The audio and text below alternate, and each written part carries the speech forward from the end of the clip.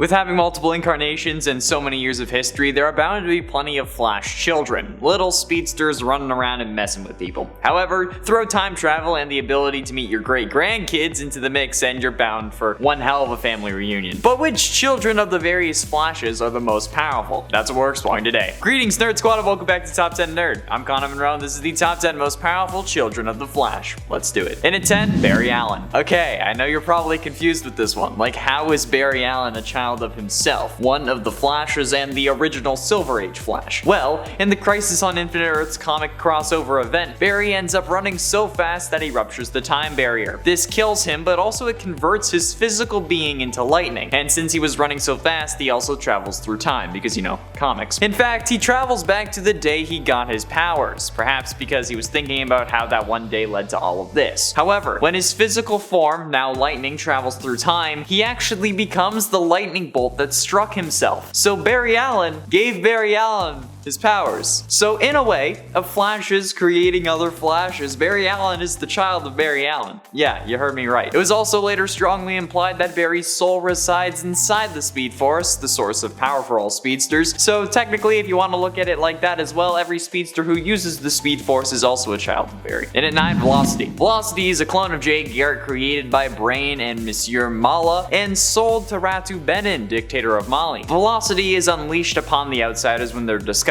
by Benin, and the speedster comes close to defeating the team while Metamorpho attacks him with acid and manages to overpower him. He's later taken by Green Lantern, who states that the outsiders cannot be trusted. He also has all the powers of the Flash, except with one flaw, that he cannot survive outside of his suit for long. And I mean, it's certainly a badass suit, because like, look at that thing. If I wore that thing, I'd never want to take it off. Add the fact that I can't take it off, I would die, and then there's no way that you're getting that thing off me. And Velocity, like Jay Garrick, doesn't need access to the Speed Force to run at superhuman speeds, which is certainly beneficial if, say, the Speed Force were to die because the Spectre had to unlock its power during Crisis and it threatened, you know, to end life on all planets, and literally every other Earth was destroyed and you were stranded at the vanishing point, you know. And at 8, Jenny Onatz. Jenny Onatz was the granddaughter of Barry Allen and a speedster like him. She was a member of the Legion of Superheroes under the name XS. Despite her ancestry though, Jenny did not at first display any signs of super speed. However, the Dominators, knowing her family heritage, captured her. And at the sight of seeing her father tortured, her latent super speed powers did activate. She managed to escape with her father before stray fire from the Dominators caused their base to explode, and during the Legion's first trip to the 20th century, XS was separated from them. She ended up meeting her cousin Impulse and became good friends with him. She ended up revealing how she was participating in an archaeological dig in the future, and XS fought side by side with Impulse and other speedsters during the events of Dead Heat. Afterwards, the 27th century Flash fixed her grandfather's cosmic treadmill, enabling her to go home. Unfortunately, she overshot, encountering 2 further incarnations of the Legion before getting back to her time. Impulse, though, left her a goodbye note in the building that she was participating in excavating, so that's sweet. And at 7, Malcolm Thawne. Malcolm Thawne is the lost twin brother of Barry Allen. He is Cobalt Blue, one of a number of evil counterparts of the Flash that wields the blue flame. On the stormy night of May 13th, 2 pregnant women came to the office of Fallville, Iowa's Dr. Gilmore. However, the doctor had been drinking that night and he had sent his nurse home. The child of one of the women, Charlie Thawne, had been strangled by its own umbilical cord,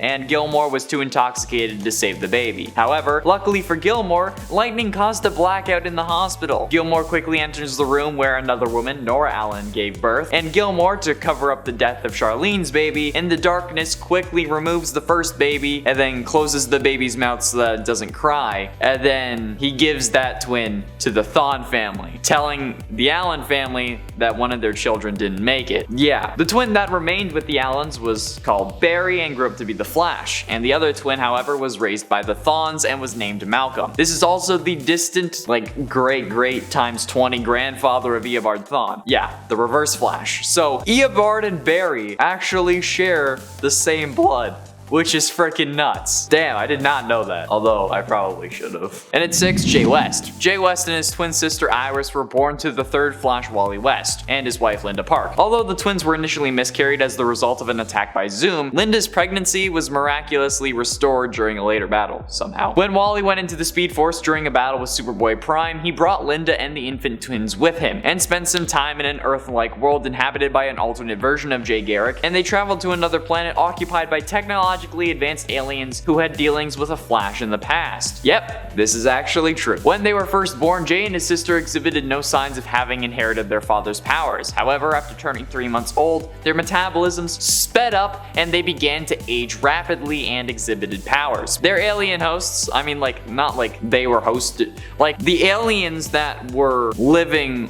with the Wests, I guess I should say, taught Linda the basics of operating machinery that would stabilize the twins' powers, and I guess kind of halt their accelerated aging. Jay once overheard his father explain this to a Justice League teammate though, and he mentioned the possibility that the twins could age so much that they died. Deeply frightened by this, he kept this information to himself, but later on did reveal it to his sister, who she revealed that she already kind of guessed that. I mean, like, it's kind of obvious. Halfway through into number 5, Nora West Allen. In a previous timeline, Nora went back to the past to finally meet her father and became part of Team Flash, working alongside her parents and her friends. However, unbeknownst to the team at the time, Nora was working with Bart Allen, who was imprisoned in 2049, on a secret agenda to destroy Cicada's dagger, and so that he would be saved from execution, whereas Nora was trying to save Barry from vanishing in a future crisis. After Team Flash defeated Cicada by administering the metahuman cure to her younger self and destroying her uncle's dagger, Nora was then erased from existence once a new timeline started to set in. However, in the current post-crisis timeline created by Oliver Queen and the Paragons, Nora is a vigilante operating in 2049 who fights metahuman criminals such as Godspeed alongside her younger brother Bart. During one fight with Godspeed though, he went to the Flash Museum and used the cosmic treadmill to travel back in time. Fearing that they would never be able to find him if he got away, Nora and Bart broke their family's #1 rule and decided to follow him, eventually ending up in the present. Well, I guess our present, not their present.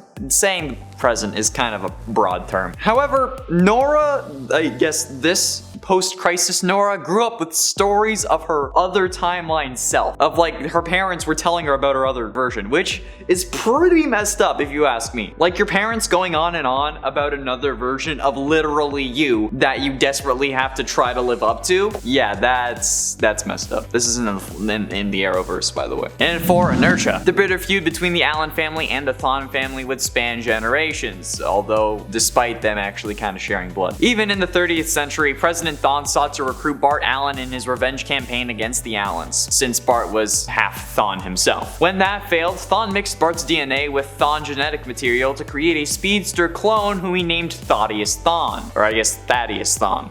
Either way.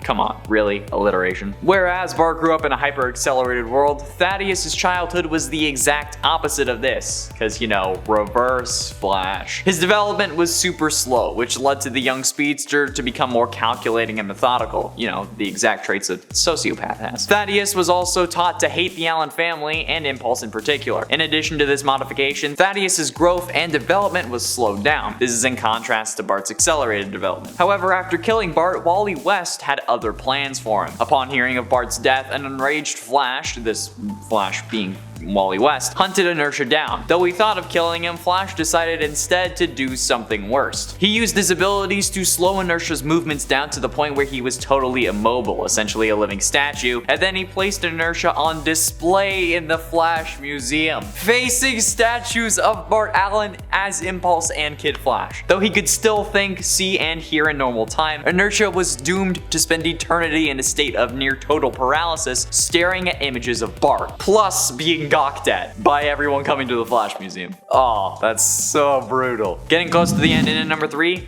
Bart Allen. Bart Allen was the product of the union between two families that had been bitter rivals for centuries. His father, Don Allen, was the son of Barry Allen, the second Flash, and his mother was Maloney Thawne, daughter of the Earth government president and descendant of Flash villains Cobalt Blue and Professor Zoom. Bart was born with his grandfather's speed, and he had an incredibly high metabolism that also caused him to age at hyperspeed. When he was chronologically 2 years old, physically, he looked like he was 12. After Wally helped him solve his aging problem, Bart helped Wally defeat Cobra. Bart then moved to Manchester, Alabama with Max Mercury. Max had also used his connections to supply Bart with a birth certificate, stuff like that, passport, you know the deal. And Bart began the 9th grade at Manchester Junior High, when he was probably like supposed to be like 4.